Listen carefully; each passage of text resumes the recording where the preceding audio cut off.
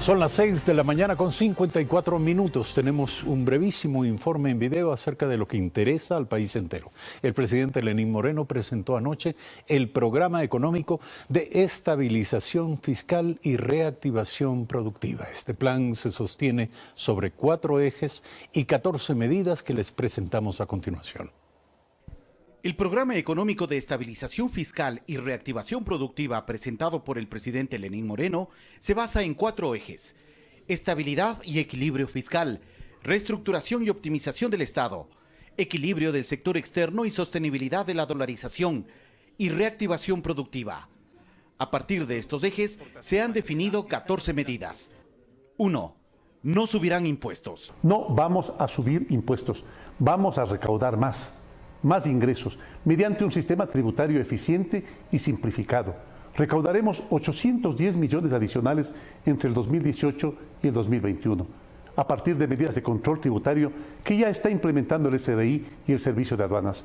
El objetivo es combatir la defraudación fiscal, en particular lo relacionado con empresas fantasmas, paraísos fiscales y contrabando en aduanas. Se racionalizarán 5 beneficios tributarios, de más de 130 existentes, que favorecen entre otros a la población con más de $100.000 de ingresos netos anuales. Esto significará 1.037 millones adicionales entre el 2018 y el 2021. Para proteger la dolarización vamos a realizar un incremento temporal de techos arancelarios dentro de los límites que permite la Organización Mundial del Comercio y los acuerdos comerciales. 2. Revisión tributaria que sirva para reactivación productiva. Esta remisión, a diferencia del pasado, no se centra únicamente en la recaudación de tributos, sino en la reactivación productiva. La remisión será por el 100% de los intereses, multas y recargos y estará dirigida a las micro, pequeñas y medianas empresas, con plazo de hasta 2 años a ellas, y se hará extensivo a deudas al IES y a los gobiernos autónomos descentralizados. En este grupo se incluye a los deudores no vinculados de la banca cerrada. Para las grandes empresas se propone también una remisión del 100% de los intereses, multas y recargos, pero con un plazo de 90 días, siempre y cuando desistan de acciones legales nacionales e internacionales. 3. Eficiencia y reducción del gasto público. He dispuesto la reducción de $1.000 millones en los presupuestos anuales de las instituciones de la función ejecutiva. Eliminaremos ministerios, secretarías, viceministerios, subsecretarías y coordinaciones generales. Reduciremos a la mitad el número de asesores en cada institución. Reduciremos el gasto en viáticos, sobre todo al exterior. Recortaremos el gasto en arriendos, optimizando el uso de espacios propios. Hasta el 2020 suprimiremos 7 de las 22 empresas públicas de la función ejecutiva. Se mantendrán únicamente las que sean rentables, económica y socialmente, con participación de inversiones privadas. 4.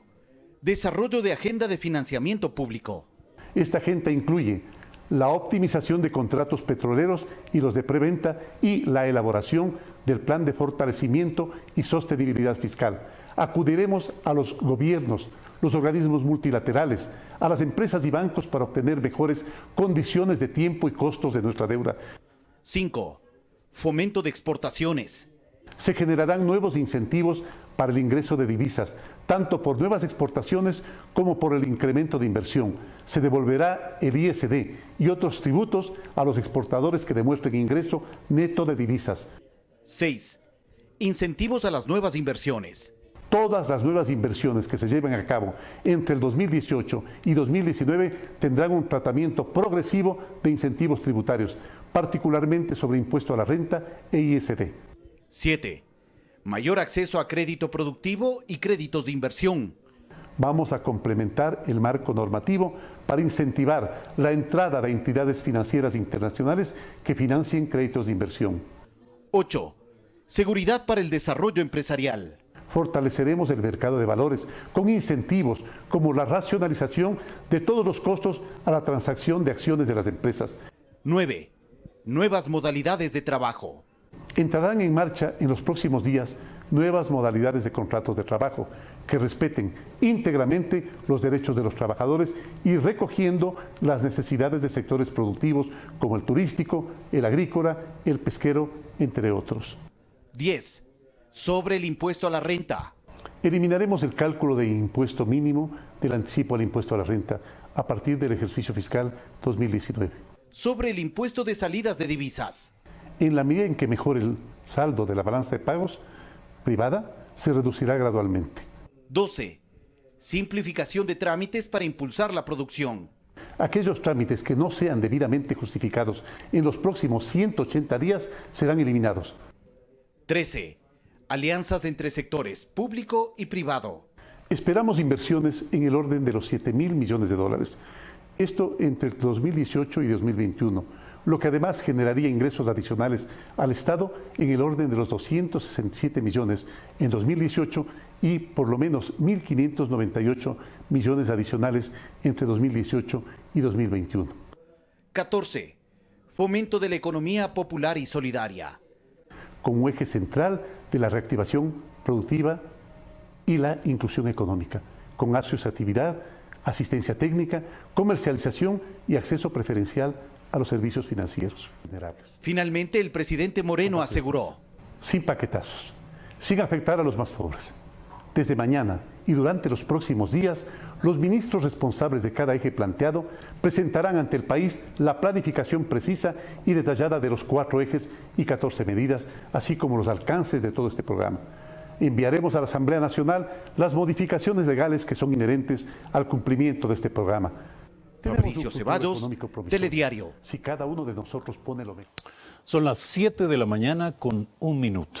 El presidente de la República, como hemos visto, presentó ayer su programa económico de estabilización fiscal y reactivación productiva, organizado en los 4 ejes y 14 medidas. En líneas generales es bueno, porque no es un tema sencillo, lo sabemos, y en líneas generales es importante volver a hacer hincapié en los 4 ejes, que son primero estabilidad y equilibrio fiscal, que significa una reducción del déficit y del endeudamiento, buscar mejores condiciones de financiamiento y elevar la recaudación tributaria del Estado. El segundo eje es la reestructuración y optimización del Estado a través de austeridad, la reducción del Estado y una mayor calidad del gasto público. El tercero es el equilibrio del sector externo y la sostenibilidad de la dolarización a través de políticas de control a la salida de divisas, el incremento de las exportaciones y la atracción de inversión extranjera directa. Y por último, el cuarto eje es el de reactivación productiva con un impulso al sector privado como motor del crecimiento económico y el fomento de las inversiones, objetivos de cuyo alcance se espera, por supuesto, una evidente generación de empleo y una reducción de la pobreza. Bienvenido Augusto Barrera, una de las voces oficiales a las que se confía la tarea de explicar el programa económico y aclarar las dudas que con seguridad va a despertar su divulgación. El presidente dijo al inicio de su presentación, y cito textualmente: este programa recoge acciones inmediatas y medidas para corregir en el corto plazo el excesivo nivel de endeudamiento y la necesidad de honrar obligaciones de gran magnitud, incluyendo pagos atrasados, no presupuestados, así como conseguir recursos para obras. Esto en principio luce como un contrasentido. La pregunta: ¿cómo en lo inmediato y a corto plazo se puede no incrementar el ya excesivo nivel de endeudamiento y al mismo tiempo conseguir recursos para pagar obras y pagos atrasados? Muchas gracias, Eduardo. Un saludo para todos quienes nos escuchan. El Gobierno Nacional, a través del Presidente de la República, ha presentado ayer el programa económico de estabilidad fiscal y reactivación productiva. Esta primera definición es importante. No solamente es poner en orden la casa, sincerar las cifras, trabajar en este sentido, sino este otro componente que es fundamental, que es la reactivación productiva. Finalmente, el objetivo de la economía es el bienestar de las personas, es la generación de un empleo digno y adecuado. Y este es un programa que tiene estos 2 componentes. No solamente es el típico programa fiscalista, es el programa que ve los recursos para el Estado, no solo eso, sino que también incorpora esta dimensión de reactivación productiva. La segunda cosa, Eduardo, es que el programa, precisamente en el mensaje del presidente, tiene una visión de largo plazo, una de medio y una de corto plazo, como tiene que ser un programa. Un programa no puede resolver mañana todo. Un programa establece criterios de largo plazo. Y el presidente ha planteado muy claramente que uno de los elementos que se va a enfrentar desde una perspectiva estructural es que no podemos tener crecimiento basado solamente en la deuda y el consumo. Esto lo ha dicho textualmente. Lo que ha dicho es, no podemos tener, digamos, un crecimiento, que a veces puede ser un crecimiento etéreo, que no es consistente, basado en la deuda y el consumo. Lo que necesitamos es transitar a una economía de mayor productividad. Y este es el enfoque de largo plazo. Pero evidentemente el largo plazo está hecho de medidas concretas que son aquí y ahora. Por eso el enfoque del plan es un enfoque que tiene corto, mediano y largo plazo, y así está entendido. Ahora, el programa anunciado no aclara si se pedirá a la Asamblea por medio de una ley elevar el techo del endeudamiento público y tampoco aclara cuál sería la meta previsible de ese endeudamiento para este y para el próximo año. A estas alturas, con el debate sobre la opacidad en torno a la contratación de deuda en el gobierno anterior, ¿no debería ser esta una meta clara, explícita, y el no hacerla explícita de alguna manera no mantiene cierta incertidumbre en cuanto al manejo Eduardo, económico? de ninguna manera. Digamos, para poner en orden, digamos, estos 4 ejes son el primero para explicarlo de manera sencilla. Vamos a poner en orden las cuentas de la casa. Esto supone la eficacia, esto es la estabilidad fiscal. Es imposible plantear el largo plazo si no ponemos en orden las cuentas de la casa. Esto es así. Tenemos unas expectativas y unas metas en relación a reducir el déficit fiscal y esto es fácil desde el punto de vista de la formulación, es mejorar la recaudación. Nos estamos planteando metas ambiciosas en términos de eficacia tributaria, pero por otro lado tener una optimización del gasto y de la inversión, y esto es el otro componente. Por eso es que hay estabilidad fiscal, pero al mismo tiempo un muy serio esfuerzo. No le podemos pedir al país y a la sociedad que hagamos un ejercicio de no derroche, de austeridad, sin que el gobierno sea el primero en que no haga esto. En esos 2 elementos es fundamental el tratamiento que planteas en relación al tema de la deuda. ¿Cuál es la visión de la deuda? En primer lugar, para nosotros es fundamental tener claridad respecto de las cifras. El gobierno no va a caer en esta discusión casi política, digamos. Estamos esperando con toda tranquilidad el informe final de Contraloría y eso va a permitir establecer o no un criterio en relación al tema del techo. Pero sí estamos planteando con toda claridad ahí es primero un tratamiento integral de la deuda, claramente. El gobierno va a acudir a gobiernos amigos y con quienes tenemos obligaciones, va a acudir a multilaterales, va a trabajar efectivamente con las empresas con las cuales hay contratos, la renegociación de la deuda. Efectivamente, como preventa, obviamente. Todo eso tiene como objetivo mejorar, sin duda, las condiciones en tiempo y en costos, no solamente en tasas de interés, sino comisiones, etcétera. Mire, una cosa que es muy dura decir, pero hay que decirla, es que siendo un país petrolero, entre comillas, el nivel de ingreso que tiene el presupuesto del Estado en este año, en estos años, es un poquito más de 2.000 millones de dólares. Realmente es increíble. El peso de la preventa es enorme. Todo lo que podamos hacer por liberar efectivamente recursos petroleros es absolutamente importante. La forma en que ha sido contratado, los distintos tramos, digamos, los comerciales, aquellos que son bilaterales o aquellos que son multilaterales, son francamente onerosos. ¿Y hasta cuándo un enorme esfuerzo del país ¿Hasta cuándo el país llevará el peso de esta hipoteca? Conforme vayamos resolviendo, porque claro, no, el camino que está planteando el país no es decir, bueno, señores, mañana no pagamos. No estamos haciendo eso. Estamos desarrollando una política y un tratamiento adecuado para ir sustituyendo deuda de buenas condiciones por deuda que sea más onerosa. El planteamiento que está ahí es exactamente eso. La visión que el gobierno tiene es desarrollar como uno de los elementos más importantes. El propio presidente de la República se va a involucrar decididamente, evidentemente, además de la responsabilidad de la ministra, en trabajar las condiciones para tener mejores condiciones de endeudamiento. Esto, Eduardo, evidentemente mejorará enormemente las condiciones. Si tenemos mayores posibilidades de colocar nuestro petróleo en precios adecuados, si modificamos algunos de los elementos de deuda que tienen cortos tiempos y altos intereses, evidentemente eso va a mejorar la salud de la caja fiscal y de la economía. Estos son los objetivos en los que nos comprometeremos. La primera medida anunciada por el presidente se refiere a una recaudación tributaria eficiente y simplificada. ¿Puede explicarnos qué significa esto de racionalizar 5 beneficios tributarios de más de 130 existentes que favorecen, entre otros, se dice específicamente a la población con ingresos de más de $100,000 anuales? La ministra de Finanzas hará esto con todo detalle. El día de hoy hay un conversatorio, como el presidente ha dicho. A partir de hoy, los ministros que son encargados de cada una de las áreas explicarán en detalle y el alcance de cada uno de estos temas. En relación a esta medida, que es mejorar las condiciones de lo que se llama gasto tributario, esto no es indiscriminado de ninguna manera. La idea es concentrar básicamente en 5 beneficios de cerca de 130 en aspectos como IVA e impuesto a la renta. Es decir, el IVA, por ejemplo, de procesos como seguros y reaseguros no se paga, está exonerado. Hay que pensarse por qué y cómo lograr una eficiencia. Son temas absolutamente específicos que nos parece que mejoran la recaudación, pero además tienen un enfoque clarísimo redistributivo. Están concentrados fundamentalmente en aquellos que seguramente tienen más y que por lo tanto deben pagar más. Proteger la dolarización sigue siendo un objetivo económico para el gobierno y para ello se anuncia un incremento temporal de techos arancelarios. Se ha dicho dentro de lo permitido por la Organización Mundial de Comercio y los acuerdos comerciales del país, sin comprometerse, aclara, materias primas ni bienes de capital y sin discriminación del origen de los bienes, correcto, cosa que también está proscrita por los organismos multilaterales de comercio.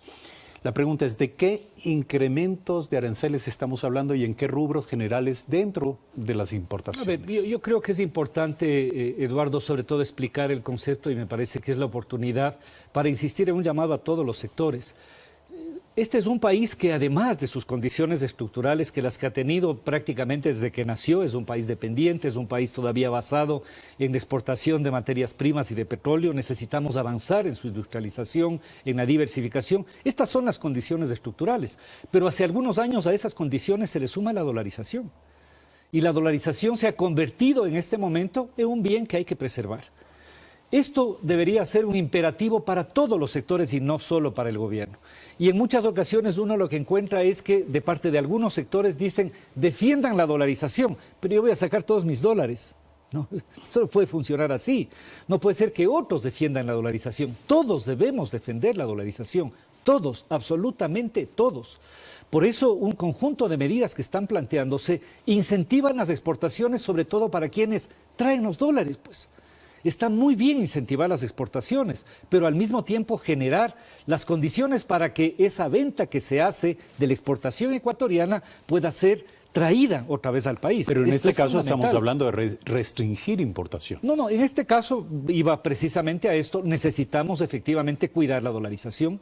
El planteamiento que hay, que será una decisión que tomará el COMEX, es analizar precisamente un conjunto de partidas que, quiero insistir, no afectan materia prima ni bienes de capital. Esto quiero ser enfático. El enfoque que tenemos es fortalecer la producción nacional. Mal podemos gravar precisamente esos componentes.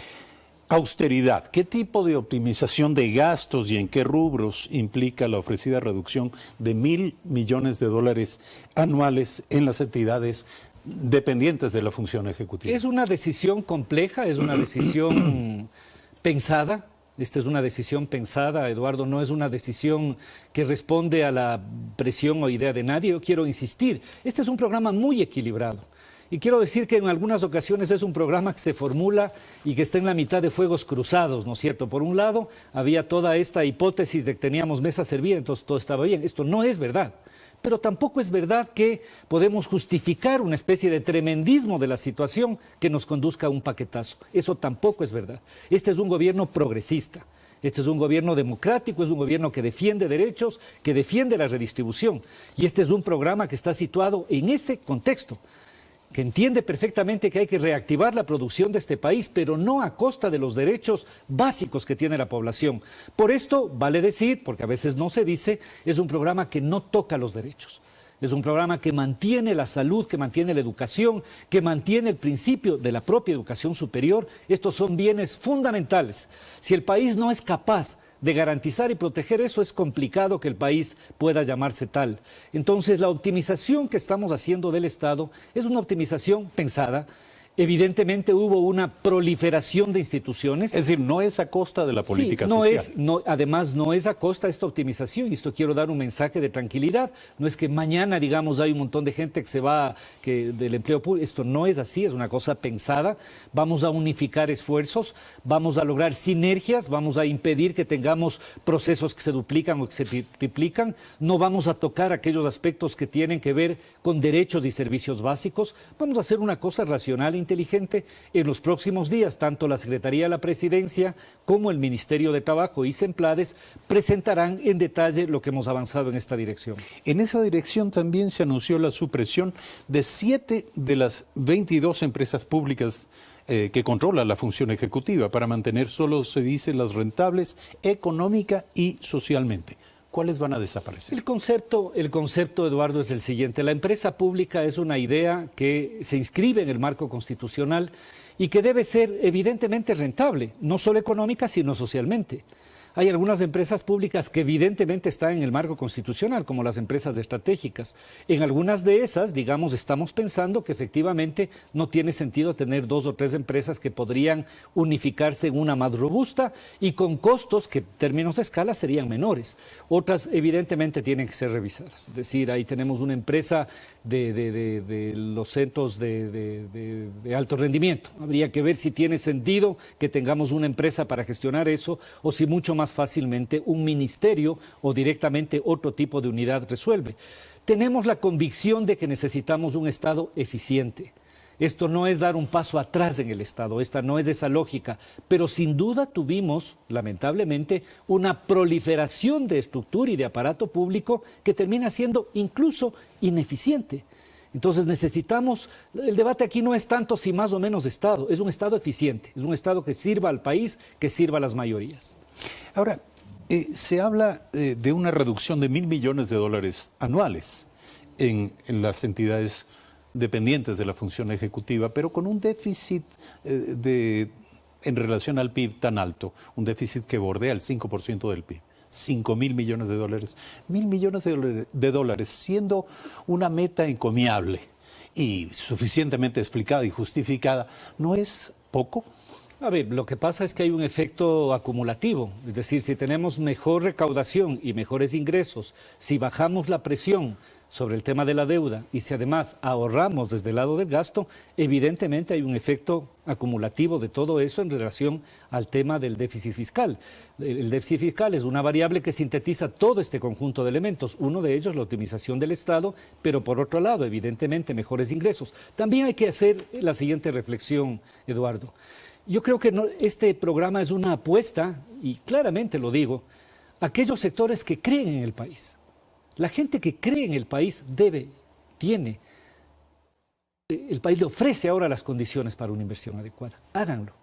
Este es el momento. Este es el momento. Es decir, si fue verdad todo aquello de que no habían condiciones, de que no había... Este es el momento. El país necesita una inversión privada, nacional y extranjera, productiva, adecuada, honrada, que rinda precisamente réditos para el país. Este es el momento. Varias de estas medidas están planteadas en esta dirección. Se plantean que todas las inversiones de este y el próximo año van a tener un tratamiento preferencial desde el punto de vista tributario. Se plantea respetar condiciones básicas, digamos, de funcionamiento de esa estructura empresarial. Se plantea efectivamente un clima adecuado para poder avanzar en esta dirección. Porque digo, no solamente hay que pensar en que el presupuesto del Estado es de este tamaño y se comporta de una manera. Hay que pensar que este presupuesto se relaciona con el Producto Interno Bruto, pues entonces hagamos una economía que crezca. No solamente pensemos en reducir el Estado, esto está bien, hay que optimizarlo. Pensemos sobre todo que la economía crezca, porque todos los indicadores que se relacionan con el PIB van a tener mejor desempeño si la economía crece. Al final del día, eso es lo que queremos. Al final del día lo que queremos es más empleo, mejores condiciones, mayor redistribución de la riqueza, un país que se encamine a la prosperidad. Ahora, cuando usted habla de confianza y le dice a los capitales y a los inversionistas, este es el momento de invertir en el Ecuador, hay que considerar que la confianza, sobre todo de los inversionistas y de los capitales, que son particularmente nerviosos y asustadizos, se basa en creer en un tiempo abstracto, que es el futuro. el tiempo futuro.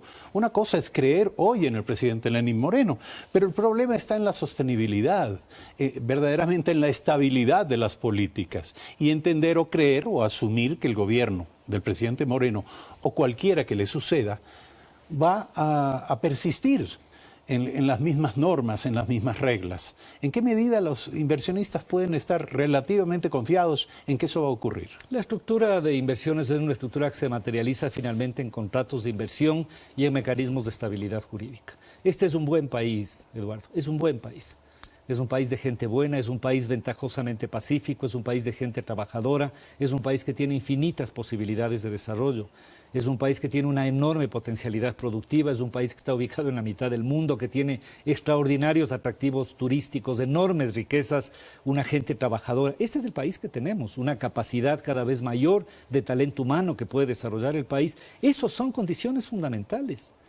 Estas son las condiciones que tiene este país, estas son las condiciones que nos permite tener esperanza en el futuro. Estas deben ser complementadas efectivamente por inversiones que den sostenibilidad, empleo y prosperidad a la población. No se llama así, pero por una activa agenda de financiamiento público, la medida número 4, se debe entender que se buscará, en efecto, renegociar la deuda pública externa. La palabra renegociación es, digamos, los técnicos siempre tienen un poco de temor, digamos, a esta palabra, porque efectivamente la deuda tiene varios componentes, varios tramos. El país tiene deuda bilateral, digamos, de Estado a Estado. El país tiene deuda multilateral con organismos multilaterales y el país tiene deuda comercial. ¿No es cierto? Ha emitido bonos, pero también tiene deudas en relación a componentes, digamos, pasivos, en relación a temas como la preventa. Esto supone que hay que desarrollar una estrategia inteligente e integral que pueda mirar la globalidad, pero entender cada uno de los tramos con particularidad, ¿no es cierto? Entonces, no es que la deuda es una sola cosa que es homogénea. No hay un solo acreedor. No hay un solo acreedor, ni hay un solo tipo de deuda. En algunos casos son claramente pasivos que suponen preventas de petróleo de futuro. En otros casos son típicamente las deudas que tenemos con multilaterales, porque el país sí tiene relación con multilaterales. Sí tiene, el país tiene una relación con el Banco Mundial, con la CAF, con el BID, tiene una relación histórica y hoy tenemos también créditos con esos multilaterales. Evidentemente el objeto con ellos es consolidar la relación, seguramente subir los cupos que tenemos para tener deuda adecuada vinculado al desarrollo y no tenemos ningún problema que el programa económico sea analizado con quien sea. No tenemos ningún problema. Yo creo que la discusión esta sobre la soberanía para nosotros es clarísima. Quien ha tomado esta decisión es el presidente de la República. Hablando de ello, no es preciso que el gobierno nacional pida permiso a un organismo internacional para tomar la decisión de diseñar y de proponer este programa, pero no es mala idea entender cuál es la reacción de estos organismos. ¿Existirá algún mecanismo, alguna forma inmediata de saber? Totalmente, digamos, en esto hay absoluta apertura. La política del gobierno es la transparencia, o sea, sobre esto no hay ningún problema. Nosotros no tenemos ninguna decisión, digamos, que esconder, es absolutamente transparente. Pero evidentemente nosotros somos un Estado soberano y este es un gobierno que cree en su propia capacidad para decidir. La medida de fomento a las exportaciones, el punto 5 de las medidas anunciadas, ofrece como incentivo la devolución del impuesto a la salida de divisas y de otros tributos a favor de los exportadores que demuestren ingreso neto de divisas. Clarísimo. La pregunta, ¿significa esta medida el reconocimiento implícito de que existe en el país un problema de exportaciones no declaradas?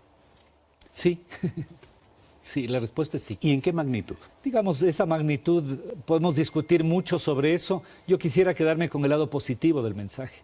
Muy bien, vamos a fomentar las exportaciones. El efecto, el resultado, el producto de esas exportaciones traigan al país.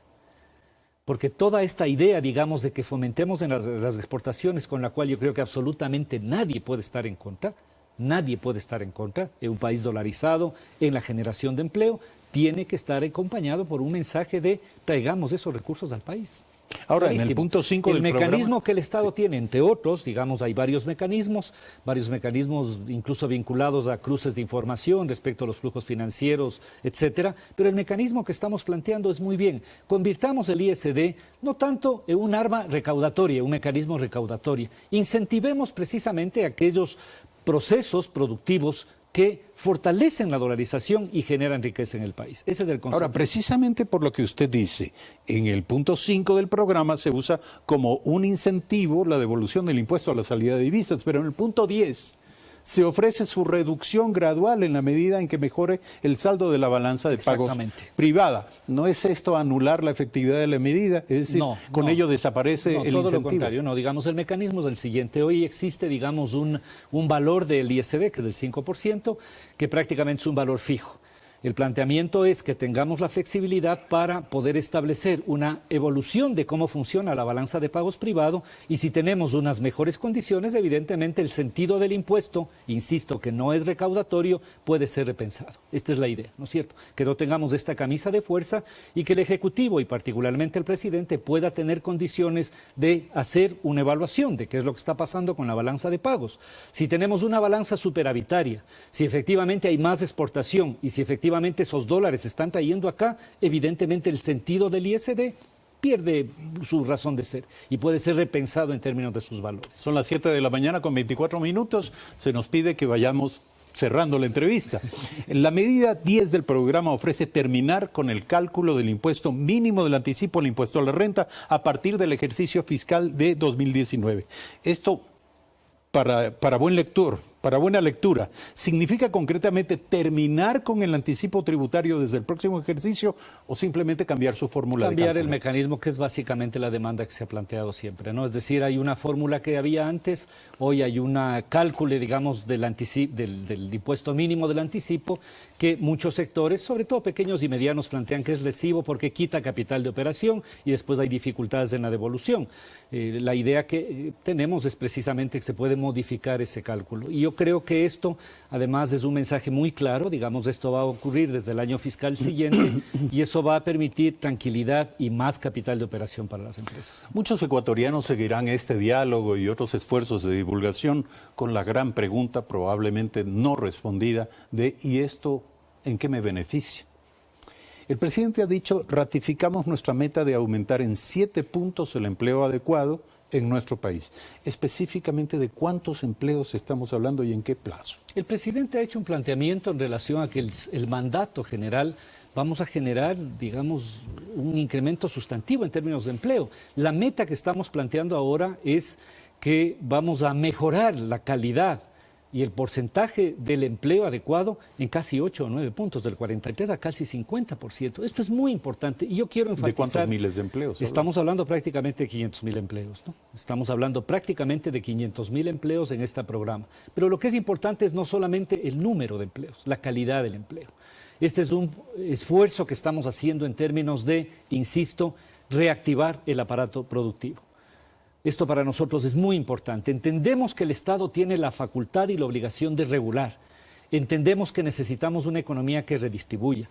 Tenemos clarísima nuestra convicción de que no afectamos derechos, de que vamos a seguir trabajando en el plan Toda una Vida, de que estamos empeñados en ampliar las oportunidades de educación, de salud, en trabajar por la misión Ternura, en desarrollar las mejores condiciones en los 1000 primeros días de cada niño. Todo eso requiere financiamiento. Y todo eso requiere un contexto de trabajo, de empleo y de desarrollo y de prosperidad de este país. Eso es lo que el gobierno está planteando. Yo creo que el plan marca efectivamente una línea, es un paso más que damos en la configuración de un programa de gobierno y de una gestión que está pensando en las grandes mayorías del país, Eduardo. 7 de la mañana, 27 minutos. Augusto Barrera, gracias por estar en Primera Impresión. No es un tema que concluya, ni mucho menos con este diálogo.